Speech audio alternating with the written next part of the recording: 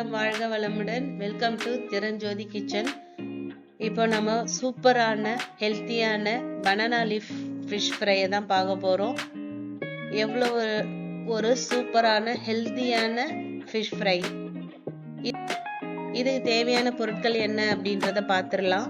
ஃபிஷ்ஷை வந்து மசாலாலாம் போட்டு தடவி வைக்கலாம். அதுக்கு தேவையான பொருட்கள்: சில்லி பவுடர் ஒரு 1.5 ஸ்பூன் எடுத்திருக்கேன், ஒரு 1/4 டீஸ்பூன் மஞ்சள் பொடி எடுத்திருக்கேன், ஃபிஷ்ஷுக்கு தேவையான சால்ட்டை போட்டுக்கலாம். இதோட கூட ஜிஞ்சர் கார்லிக் பேஸ்ட்டையும் நம்ம சேர்த்துக்கலாம். இப்போ நம்ம குக்கிங் ஆயில் போட்டுக்கலாம். இது எதுக்கு அப்படின்னு பார்த்தீங்கன்னா, இந்த மசாலாலாம் வந்து ஃபிஷ்ஷோட ஒட்டி இருக்கிறதுக்காக இந்த ஆயிலை நம்ம ஆட் பண்ணிக்கலாம். இது வந்து ஆப்ஷனல் தான். இந்த ஆயில் போடாமல் கூட நம்ம சேர்த்துக்கலாம். வாட்டர் போட்டு மிக்ஸ் பண்ணிவிட்டு நம்ம ஃபிஷ்ஷை ஊற வச்சிடலாம். கொஞ்சம் கொஞ்சமாக தண்ணி போட்டு அதுக்கு நல்லா ஊற வச்சிடலாம். இது வந்து பார்த்தீங்கன்னா, நான் எடுத்துருக்கிற ஃபிஷ் வந்து ஷெர்ரி ஃபிஷ்ஷு, சங்கரா ஃபிஷ்ஷுன்னு நம்ம ஊர்லலாம் இருக்கும் இல்லைங்களா, அதே போல் தான் துபாய், அஜ்மன் இந்த மாதிரிலாம் இடங்கள்ல இங்கே கிடைக்கக்கூடிய ஒரு ஃபிஷ்ஷு இது வந்து ஷெர்ரி ஃபிஷ்ஷுன்னு சொல்லுவாங்க. சங்கரா ஃபிஷ்ஷு போலவே டேஸ்ட் இருக்கும். கலர் வந்து பார்த்தீங்கன்னா ப்ரௌன் கலரில் இருக்கும் பாருங்கள். இது வந்து ஜிலேபி மீன் கிடையாது. இது வந்து சங்கரா மீன் போலவே அந்த டேஸ்டே இருக்கும்.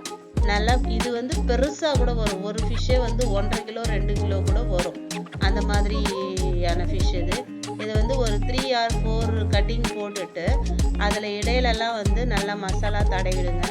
பார்த்து மசாலா தடவணும். ஏன்னா வந்து முள்ளெல்லாம் வந்து குத்தும். அது வந்து இல்லாமல், ஆனால் இதில் முள் நிறையவே கிடையாது. சங்கரா மீனில் எப்படி இருக்கோ அதே போல் முள் தான். ஆனால் நாம் வந்து அதை மிக்ஸ் பண்ணி தடவ சொல்ல சம்டைம்ஸ் வந்து கையில் வந்து குத்த வாய்ப்பு இருக்குன்றதுனால சேஃபாக பண்ணுங்க. இது வந்து ஒரு 1லேருந்து ஒரு 2 மணி நேரம் ஊறணும். 2 மணி நேரம்ன்றதை விட ஒரு ½ டே ஊறுச்சுன்னா இன்னும் நல்லா இருக்கும். ஏன்னா ஃபிஷ்ஷு பெருசுன்றதுனால ஒரு பனானா லீஃப் எடுத்துக்கலாம். எடுத்து இதை ரோல் பண்ணிக்கலாம். இங்கே துபாயில் இந்த பனானா லீஃப் வந்து பார்த்தீங்கன்னா 30 ரூபா, அதாவது 1.5 கிராம் இங்கே இந்த பனானா லீஃபு.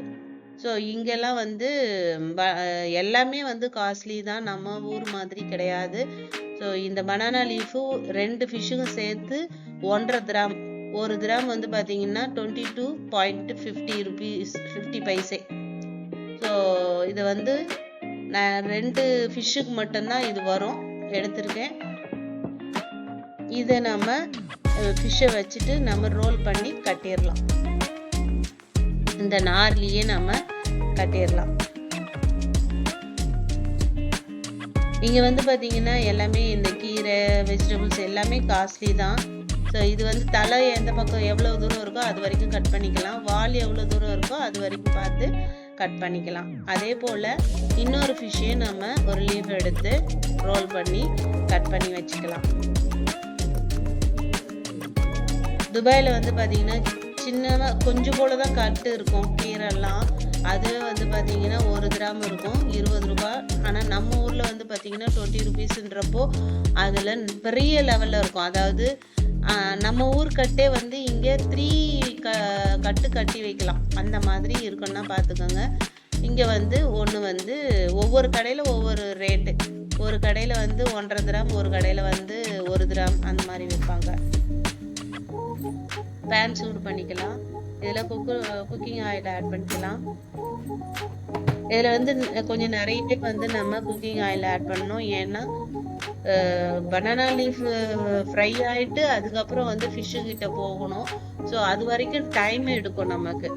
ஏறக்குறைய ஒரு 15 minutesலேருந்து 20 minutes வரைக்கும் நம்ம இதை குக் பண்ணிகிட்டே இருந்தால் தான் அந்த பனானா லீஃபினுடைய சாறு அந்த ஃபிஷ்ஷில் இறங்கும். ஸோ பனானா லீஃப் வந்து நம்ம ஊர்லலாம் சொல்லுவாங்க, பனானா லீஃப் சாப்பிட்டோம்னா ஆயில் கூடும்னு சொல்லுவாங்க. அதுவும் இல்லாமல் சலைவா அந்த நரம்புகள்லாம் வந்து ஸ்டிமுலேட் பண்ணிவிடும் அப்படின்னு சொல்லுவாங்க, எங்கள் ஊர்லலாம் சொல்லுவாங்க. ஸோ நிறைய பேர் பனானா லீஃப்ல தான் அந்த காலத்துலலாம் சாப்பிட்டுட்டு இருந்தாங்க. இப்போ நமக்கு அதில் வந்து நமக்கு இல்லை, ஸோ அவைலபிள் இல்லை. இந்த முதல்ல பனானா லீஃப் வாசனை அவ்வளோ கமகமன்னு வருது.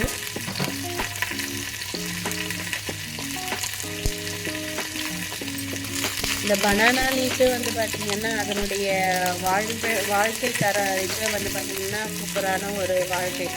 அது வந்து வளர்றதுலேருந்து அதனுடைய பாட்டி எல்லாமே நம்ம வந்து பயன்படுத்துகிறோம். அதாவது மரத்தில் தண்டு, காய், பழம் சாப்பிட்றோம், இலையில சாப்பிட்றோம்.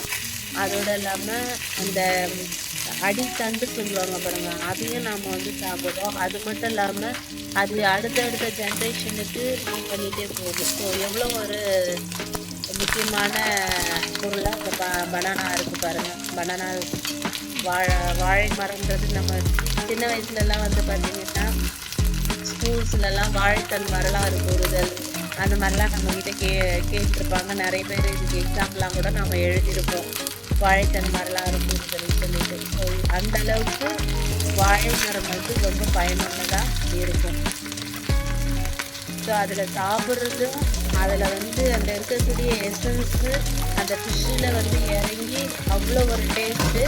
இது வந்து ஃப்ரை பண்ணுற மாதிரி மொறுமொறுலாம் இருக்காது, ஆனால் அது வந்து அதில் இருக்கக்கூடிய சாரெல்லாம் வந்து ஃபிஷ்ஷில் இறங்கி அதில் ஒரு வித்தியாசமான டேஸ்ட் நமக்கு கிடைக்கும். அந்த வாசனையோட அந்த அரோமாவோட சாப்பிட்றப்ப நமக்கு அவ்வளோ டேஸ்ட்டாக இருக்கும், நமக்கு ஹெல்த்தியும் கூட. இது வந்து பார்த்திங்கன்னா டைரெக்டாக ஆயிலில் ஃப்ரை பண்ணி சாப்பிட்டோம்னா நம்ம ஹெல்த்துக்கு வந்து ஒத்து வராதுன்றதுனால இந்த மாதிரி மெத்தடில் நம்ம சாப்பிட்டோம்னா நமக்கு சாப்பிட்லாம். நம்ம வந்து ஆயிலில் சாப்பிட்றோன்ற ஒரு பயம் இல்லாமல் தைரியமாக சாப்பிட்லாம். இது வந்து நல்லா ஃப்ரை ஆகிட்டுருக்கு. இது ஃப்ரை ஆகிறதுக்கு முன்னாடி ஒரு ஸ்மால் டிப்ஸு, நம்ம வந்து மல்லி நம்ம சேனலில் மல்லி இலையை ஒரு 15 டேஸ்க்கு எப்படி நம்ம அதை ஃப்ரெஷ்ஷாக வச்சுருக்கலான்ற வீடியோவை நம்ம போட்டிருக்கோம். அது லிங்கில் இருக்கும், நீங்கள் அதை பாருங்கள். அது வந்து 15 டேஸ்க்கு அதே வாசனையோட கெடாமல் பழுக்காமல் அப்படியே இருக்குது. நீங்கள் போய் பார்த்துட்டு எனக்கு சொல்லுங்கள். ஒரு வாசனை வந்து பார்த்திங்கன்னா இந்த பனானா லீஃபினுடைய வாசனை அவ்வளோ சூப்பராக இருக்குது. இதை கொஞ்சம் நல்லாவே ஃப்ரை பண்ணணும். 15 மினிட்ஸுக்கு நம்ம ஃப்ரை பண்ணிகிட்டே இருந்தால் தான் அது வந்து நல்லா குக் ஆகும். அப்படி இல்லைன்னா அது கொஞ்சம் லைட்டாகவே நின்றுருக்கும். இது நல்லா குக் ஆகட்டும். இதே மெத்தட்லேயே இன்னொரு ஃபிஷ் இருக்குது, அதையும் நம்ம ஃப்ரை பண்ணி எடுத்துடலாம். இதுவும் நல்லா ஃப்ரை பண்ணி எடுத்துடலாம். இதே போல் வஞ்சிரம் ஃபிஷ்ஷு, அடுத்தது வந்து பார்த்திங்கன்னா சங்கரா மீன், எல்லா ஃபிஷ்ஷுமே வந்து இந்த மாதிரி வாழை இலையில் நாம் ரோல் பண்ணி ஃப்ரை பண்ணி சாப்பிட்லாம். டேஸ்ட்டு வந்து கண்டிப்பாக சூப்பராக இருக்கும். இது உங்களுக்கு பிடிச்சிருக்கும். நீங்கள் சாப்பிட்டு பார்த்துட்டு எனக்கு ஃபீட்பேக் சொல்லுங்கள்.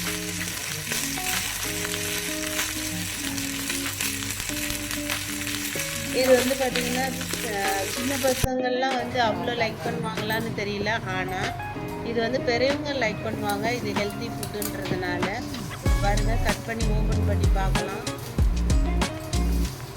பாருங்கள் எவ்வளோ ஒரு கமன்னு ஒரு ஸ்மெல்லு.